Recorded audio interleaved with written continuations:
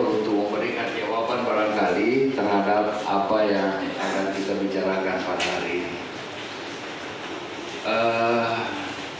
Mungkin baiknya kita kasih kesempatan dulu kepada teman-teman dari P3K untuk satu orang saja dulu ya, untuk menyampaikan aspirasinya supaya kita bisa dengar bersama, sehingga kita bisa diskusikan apa yang akan disampaikan, apa yang menjadi topik permasalahan kita pada hari ini.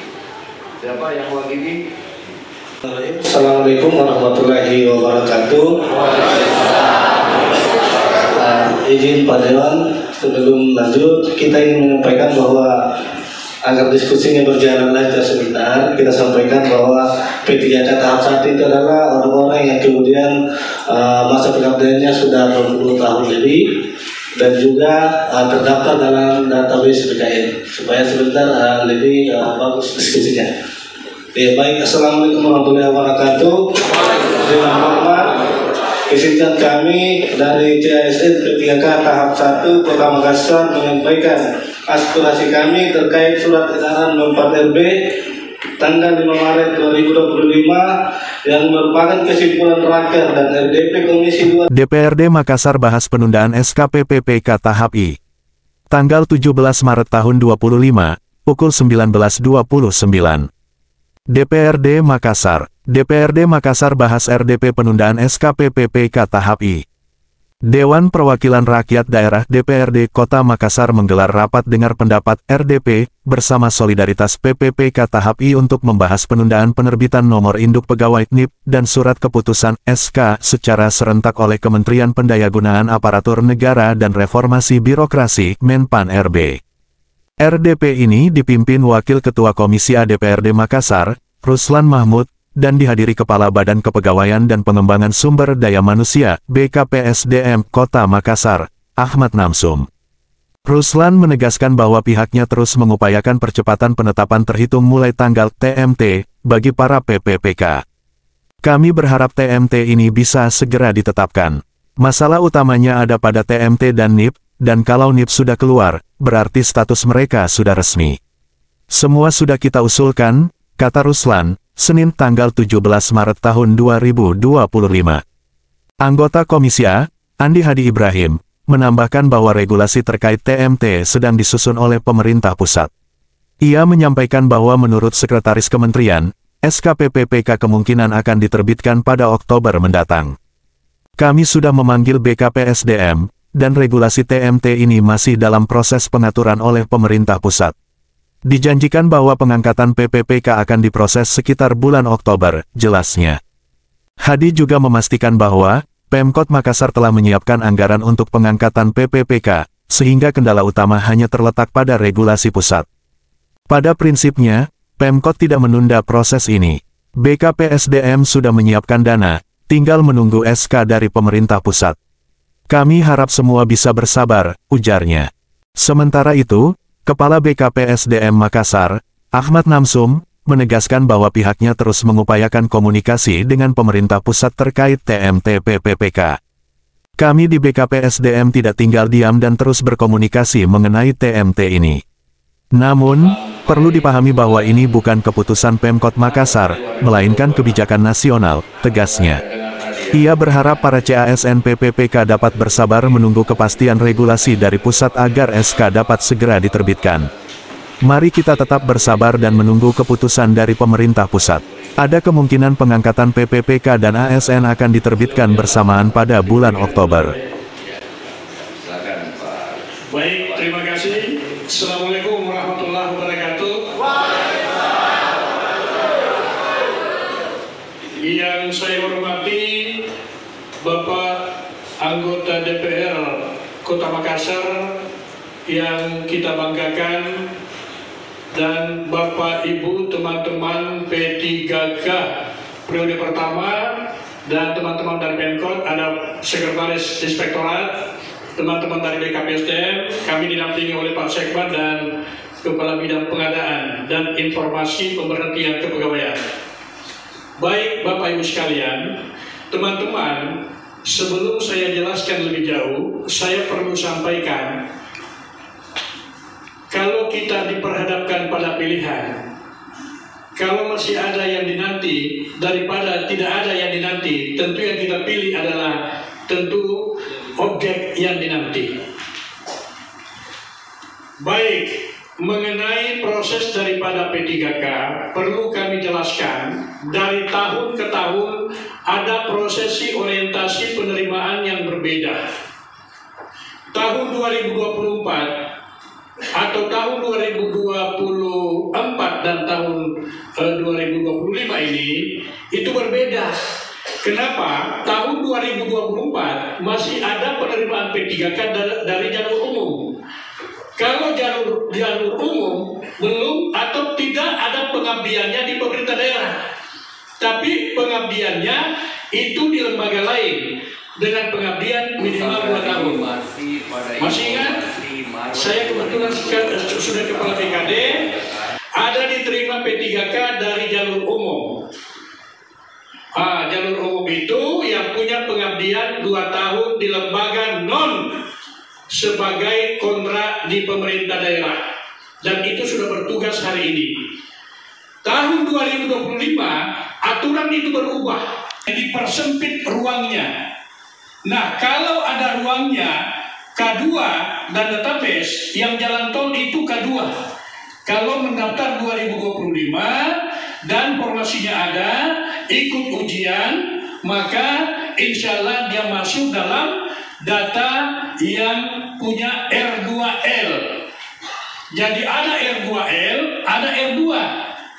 Tidak ada L-nya dan tidak ada juga TL-nya. Karena kalau ada TL-nya berarti tidak lulus. Kalau ada L-nya lulus. Ada yang bertanya, kalau R2 saja tidak ada TL dan L, berarti dia berada di tengah-tengah posisinya. Tidak di bawah, tidak di atas, tapi akan menuju ke atas.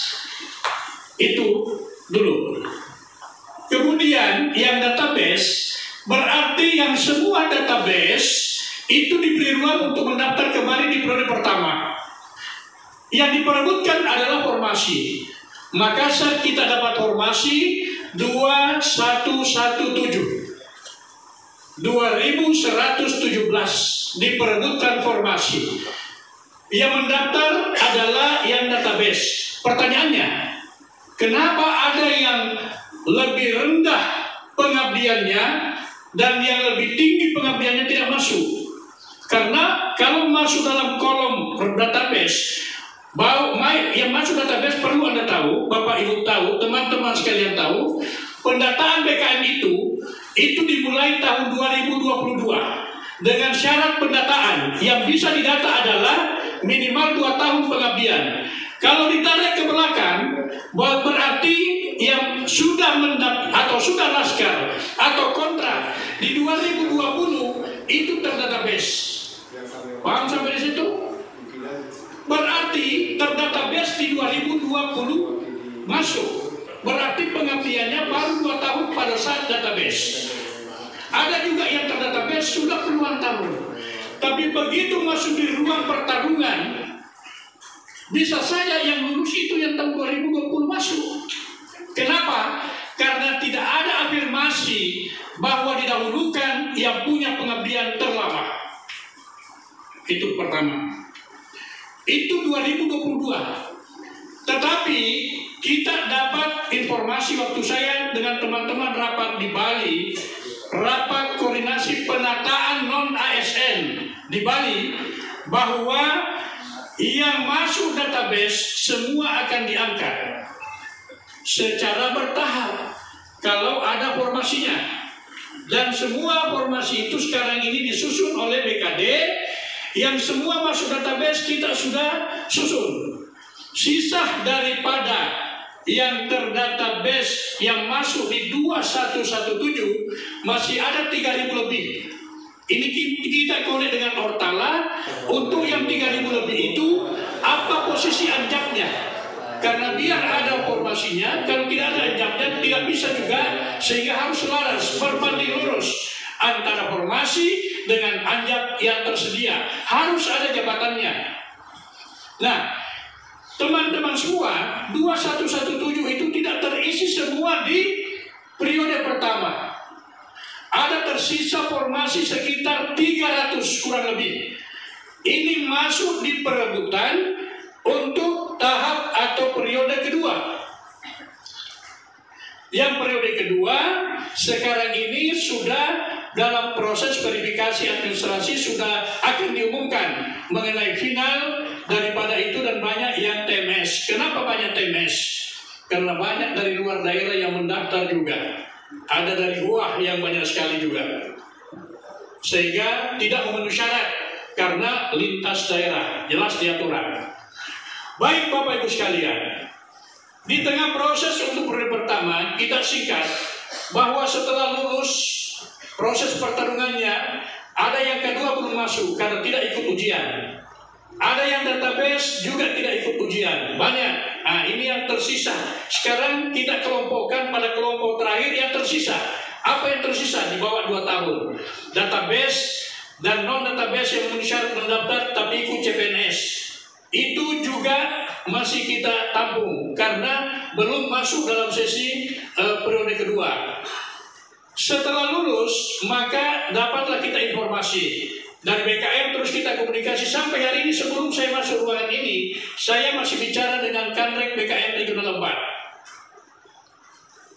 Terus kita berkomunikasi, awalnya bahwa TMT teman-teman itu per 1 Maret. Tetapi kita lagi diskusi di hampir semua daerah seluruh Indonesia, dan kita komunikasi dengan BKN karena gaji dari DAU pusat untuk yang lulus periode pertama itu adalah alokasinya nanti di Juli. Berarti kalau terbit SK-nya Maret, sementara Juli penggajiannya, berarti kalau terbit SK-nya, maka Bapak Ibu tidak lagi terima sebagai tenaga kontrak di daerah. Sehingga kita bertahan, kami dengan teman-teman bertahan supaya SK-nya disesuaikan dengan dana penggajian dari DAU pusat. Anggarannya sudah ada. Di tengah proses perjalanan ini, kami negosiasi BKN terkait dengan NIP. Kalau terbitkan NIP-nya, maka harusnya gajinya juga sudah siap. Tapi gajinya yang ada di DAU itu nanti 1 Juli. Sehingga estimasinya adalah SK-nya nanti TMT-nya adalah 1 Juli. Terbitnya di Juli. Menjadi aparatur sipil negara itu dari Juni sampai dengan Januari. Di tengah proses perjalanan itu ada kebijakan pusat. Kebijakan pusat bahwa yang sudah tersebar di mana-mana. Tapi karena ini tersebar di mana-mana, kami terus berkomunikasi BKN. Saya tanya, apa benar informasi terkait dengan keputusan rapat dengar pendapat yang mengenai penundaan yang tersebar itu? Untuk CPNS yang juga sudah lulus, itu informasinya adalah Oktober 2025. Kemudian P3K, ASN P3K periode pertama itu adalah Maret 2026. Kalau periode kedua belum ada info yang kami terima bahwa itu Maret 2026. Belum. Jadi yang kami terima adalah untuk periode pertama ASN P3K itu Maret 2026. Untuk memastikan kondisi hari ini, saya sebelum masuk ke ruangan ini saya telepon Pak Kanrek. Bagaimana perkembangan? Karena ini kebijakan pusat. Kalau kebijakan kota, saya secara pribadi mau Bapak Ibu terima sebegitu lulus terbit SK, selamat. Karena memang kita perjuangannya adalah untuk teman-teman. Kami, mungkin Bapak Ibu bisa tanya teman-teman di BKD. Begitu kami di BKD, paling ngotot kalau ada rapat di luar untuk memperjuangkan teman-teman yang sudah mengabdi di pemerintah kota. Kami tanya Pak Kanrek, Pak Dianto, mengenai kondisi hari ini. Dia bilang sampai hari ini Pak Kaban belum ada mengenai perkembangan, masih kita di pikiran kita adalah di Maret 2026. Tapi ada pernyataan